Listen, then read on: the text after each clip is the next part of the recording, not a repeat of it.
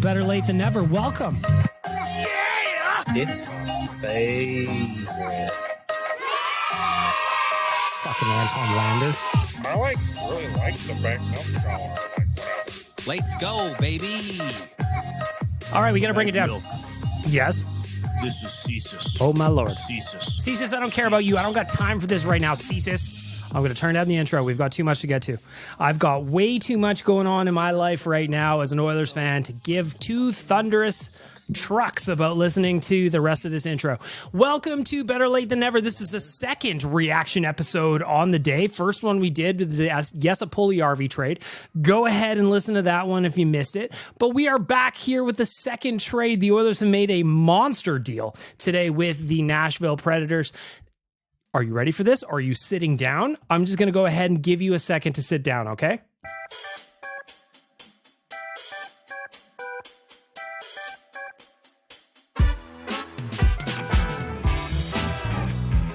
Okay, are you sitting? That's all the time you get. That's all the time I'm giving you. The Edmonton Oilers have traded.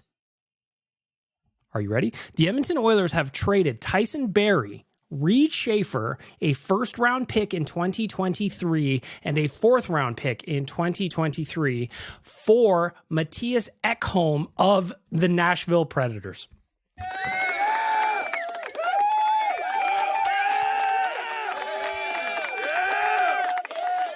Personally, I'm a big fan of this deal, and it's not without some risks. So don't get me wrong. We're going to get to the risks that come with it, but Mattias Ekholm retained 4% retained. So he was making $6.25 million. He gets $250,000 retained. So he comes into Edmonton at $6 million. The Oilers add $1.5 million to their cap with Barrie going the other way. They also treated Reid Schaefer. I don't know if you've checked in on Wanye yet, but he must be devastated. I haven't talked to him, but losing Reid Schaefer has got to be a major deal for Wanye. He had already fallen in love with the kid. He just got drafted back in last June, and we're already talking about him. We made up the nickname. He was Ginger Beef. He played for Team Canada. We had many, many plans for Reid Schaefer. They also traded the first-round pick in 2023 and a fourth-round pick. So in total, the Oilers just got a monster deal here. Now, let's get to the positives first. Mattias Janmark is huge. He's listed at 6'4", 215 pounds. He is 32 years of age. He is a left shot defenseman, and what he does best is defend. The Oilers, I don't think it's any secret to anybody who's watching this team this year that the Oilers have a hard time defending in their own zone. Mattias Ekholm is going to help with that, full stop. There is not one part of my body that doesn't feel like he is going to benefit the Oilers, at least in their own zone. Yeah! Now, he is 32 years old. He's got 3 more years left on this contract that pays him $6 million. Well, 6.25, but again, Nashville's paying the $250. We got $6 million on the hook for 3 more years, okay? So 2025, 26, that's when that expires. The risk there is that we're talking about a 32-year-old who turns 35 in May. So by the time the Oilers are in the second round of the playoffs, we'll be celebrating Mattias Janmark's 33rd birthday. So that's a concern. There's no doubt about it. But what he does on defense, the way he plays, he's a mean son of a bitch too, and that's exactly kind of what we've been looking for. So this year in Nashville, in 57 games played, Ekholm has 5 goals, 13 assists for 18 points. Now you compare that to Tyson Barrie, who's going out the other way. He's having a great year, his best year in Edmonton, to be honest. 10 goals, 33 assists for 43 points in 61 games for Tyson Barrie. He is the more offensive of the two. Mattias Ekholm does have a little bit of touch. His career high would have been 44 points in 2018-19 with the Nashville Predators. That was, he played 80 games, scored 44 points. You know what? To be honest, that's a pretty fine total. Tyson Barrie's career high was 49 points in 2015-16. Now, he's going to beat that for sure this year. He's still got plenty of runway left on the season, so he's going to beat that. But we're not talking about a guy who is completely devoid of offense, Mattias Janmark. So that's something to like. Over at OilersNation.com, Zach Lang kind of did a breakdown of his fancies and what that looks like for the Oilers. And I quote, in Mattias Ekholm, the Oilers are acquiring a legitimate top 4 defenseman who is going going to and will be able to play 22 minutes a night on either the left or right side. He's predominantly a left-handed or a left side defenseman. He is left-handed after all, but he does play both sides. Can play both sides, I should say. His scoring rates have dipped from his peak as a defenseman, and Ekholm's 0.7 points per hour at 5-on-5 would rank worst on the Oilers' blue line to only Cody Ceci at 0.43 points per hour. Again, we're talking about a two-way defenseman with a little bit of touch, but predominantly he's playing a lot of defense. That said, Ekholm's 5.5 shots per hour would rank third behind only Darnell Nurse and Evan Bouchard, so he's not afraid to fire the puck. The Predators have nowhere near the offensive talent that the Oilers do, so it's not unreasonable to think that Ekholm's offensive numbers could improve down the back half of the year. Listen, if you get to feed the puck up to Connor McDavid and Leon Draisaitl as opposed to them scoring on you all the time, that's good news. Back to Zach's article. Defensively, however, Ekholm is as sound as he's ever been. Ekholm's suppression rates would have him near the top of the ranks for the Oilers. His shot attempts against per hour at 5-on-5 is 54.12 per 60. Would rank third behind Philip Broberg and Evan Bouchard. Obviously, they're playing the fewest minutes. They're getting the softest kind of matchups. Makes sense. While his 2.21 goals against per hour would rank second behind only Vinny Desharnais. So this is a guy who's going to be in our top four. Arguably, depending on how you look at it, he could be challenging for the best defenseman the Oilers have right now. Certainly, he is the best defensive defenseman the Oilers have right now. Again, he's a two-way guy. He's got a little bit of touch there, but don't expect huge points out of him, but expect him to contribute. He has, he's basically producing at half the rate Tyson Barrie is. Well, basically the way to put it. Edmonton is picking up a defenseman who's going to help them take some of the minutes off Darnell Nurse. That is hugely important in this trade. Hugely important. Let's go, baby. It's going. Nurse appeared to be over his head at times, and I agree with Zach here. Now, looking at the concerns about this deal, there's a couple that you want to touch on. One, he is 32 years old. He's not getting any younger. We know that, right? The other one that I want to talk about is the power play. Now, my boy NHL Sid, he writes for us every weekend on OilersNation.com. He kind of did a breakdown of the power play. So there's a lot of folks that are just kind of worried about the power play being, not as good without Barrie there. Obviously, Tyson Barrie is an offensive defenseman. He's having a great season. I am stunned. Tyson Barrie was the one that went out. I tweeted it. I am stunned. I expected it to be a package of players, maybe. I didn't know how it was going to look, but if you had asked me, do you think Tyson Barrie is going to be included in this Mattias Ekholm trade? I would have been, no way, man. Because he's having a good year. He is. He's having a really good year. So, NHL said when he dived into the analytics on Ekholm, he says, is a fantastic two-way defenseman, can retrieve pucks. That we know. But when it comes to the power play, this season, the Oilers' power play one has scored 16.1 goals per 60 with Tyson Barrie and 16.3 goals per without him. So that would have been Bouchard on there, maybe Darnell Nurse out there, a combination of the two. They had a number one power play before Barrie signed here. Doubt it will be too much of a concern. I don't think, he also doesn't think Schaefer's ceiling is too high, and probably won't make an impact until about Draisaitl's about 30. That's the thing about it. Sucks to lose Reid Schaefer. I'm not going to say it doesn't suck to lose Reid Schaefer. You don't want to move big body prospects that have some touch, have some potential to make an impact down the line. But that's the problem with that trade down the line. Reid Schaefer wasn't going to help the Oilers this year. He wasn't going to help next year. He wasn't going to help the year after that. So what? We're going to wait 3-4 years and not trade these players to get better now today? Sid continues, this also opens up the opportunity for Bouchard at 5-on-5 on the power play, which I'm happy to see. Since Ekholm has some experience at right-handed or at RD, so playing on the right side, there's lots of options available, but I think Ekholm Bouchard would be a very strong fit. That one's from Sid diving into the numbers a little bit. I'm also going to just cruise Twitter and get some of the initial reaction from you guys on this trade because, Frank, what do you do? Hey, what are you doing over there? Get over here, man. If you're going to fuck around, get on mic. So looking at Twitter. Malteser said, huge ad, going to miss Barrie and feel awful for him, but that's the business. Even all of the Holland haters are happy today. Talking about Barrie leaving.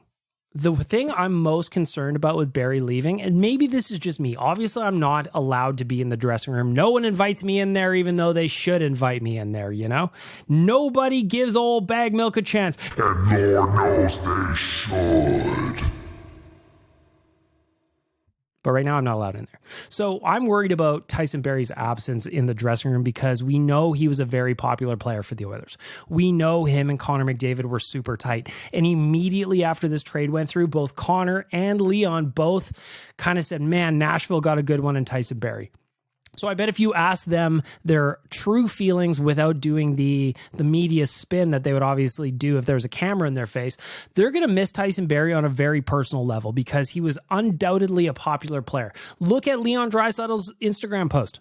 I'll wait. You want a second to go check it out? Hang on.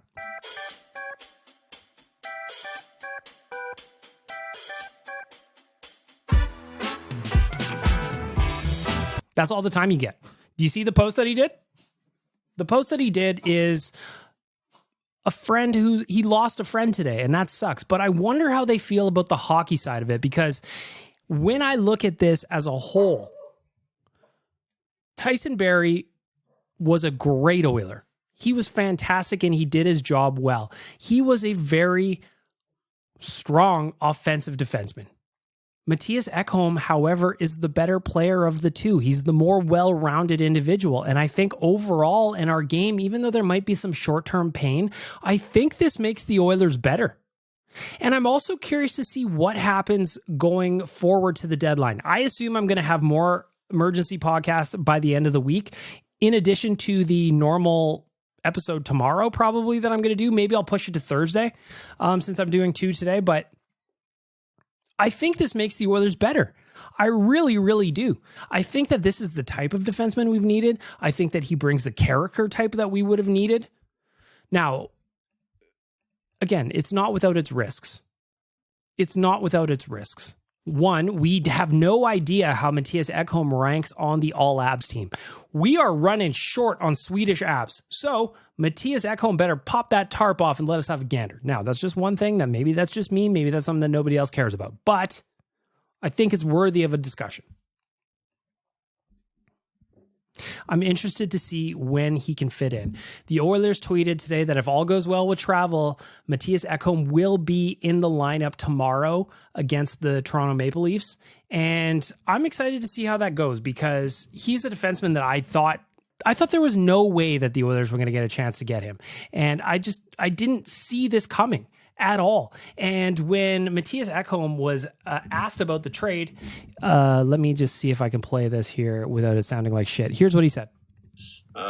Fit right in as much as I can, but still play my game and be myself. And hopefully it'll be a seamless transition. But again, I really don't know. All I can promise you, I'll do my best and do my all for the team to win. I'm a team first guy, and that really is the only thing that matters to me. Mattias Ekholm was also a leader in Nashville. He had a letter on his jersey, and Tony Brar, I'm going to find this tweet here really quickly. Tony Brar spoke to a Nashville Predators, who is this that he spoke to? Emma Lingen, who covers the Preds on the beat. She said, Mattias Ekholm is an excellent shutdown D-man who consistently puts up big minutes, both 5-on-5 and on the PK. Listen, we need to improve the penalty kill. Tyson Barrie, as much as I love what he did on the power play, when he was on the PK, I was a little bit nervous. That's not a shot at Barrie. That just wasn't his strength, you know? So if Ekholm can improve the PK, that may offset what we lose in power play goals, even though I think that's going to be fine with Bouchard anyway.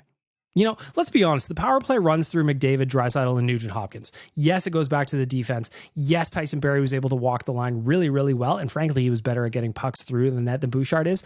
But I think that Bouchard can learn that. I think that he can pick it up. I don't think that the power play is going to slouch all that much.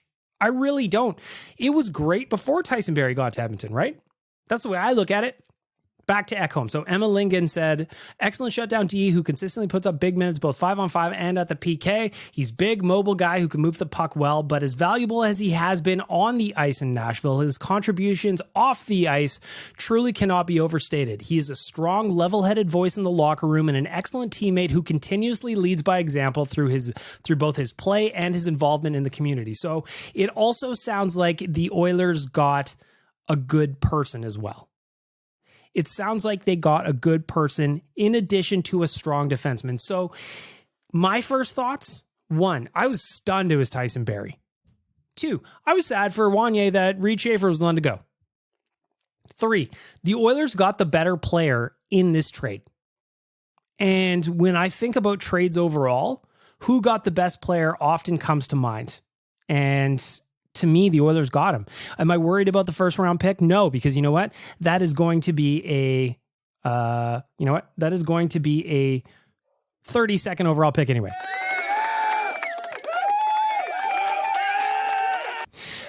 I'm not worried about it. 4th, who cares?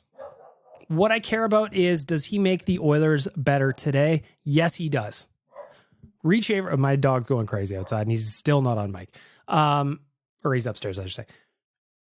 The Oilers are better defensively. That's what they needed. They have no problem scoring. They have problems keeping the puck out of the net. And I truly think this is going to help. This is going to be a huge help in that arena. But I'm also curious what else is coming.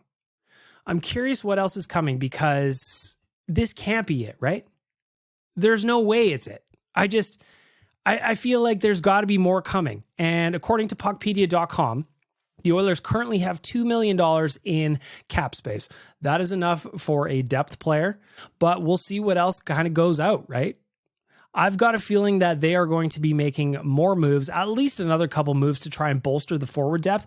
If you listen to the Puljujarvi episode earlier, I talked about how losing Puljujarvi makes me nervous about what's going on the right side on the wing. So I expect them to pick up another forward, maybe a middle six forward. Can they do it? I don't know. I'm just expecting it at this point. And I also wouldn't be surprised to see if they pick up another defenseman. Who can play on the right side? Who's a right-handed defenseman? Because all of a sudden with Cody Ceci gone, we're a little bit light on the right side.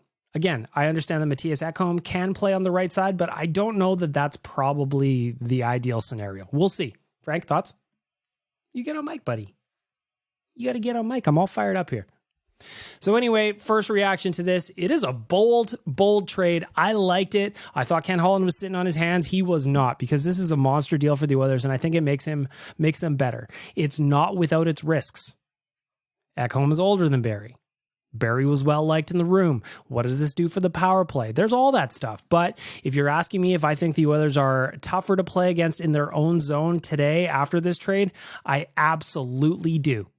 I absolutely do. And that's where we're going to end it off. The reaction episode for Mattias Ekholm. Again, I don't know if I'm going to do my normal podcast tomorrow on Wednesday, just because I did 2 today. I might bump that one to Thursday. We'll see how my day goes tomorrow. But let me know what you think. Hit me up on socials. Hi, my name is Bagmilk on Instagram, JSBM Bagmilk on Twitter. Of course, I want to shout out the audio department, Trilogy, Oilfield Rentals, South Island Pie Company, and Betway. Who would have saw this coming? Were you betting on this one? I don't know, but it sounds like a good one for the Oilers. And that's where we're going to end it off. Thanks, everybody, for being here for 2 episodes today of... Where's my button here? Where's my extra music? 2 episodes today of Better Late Than Never. I appreciate you for being here.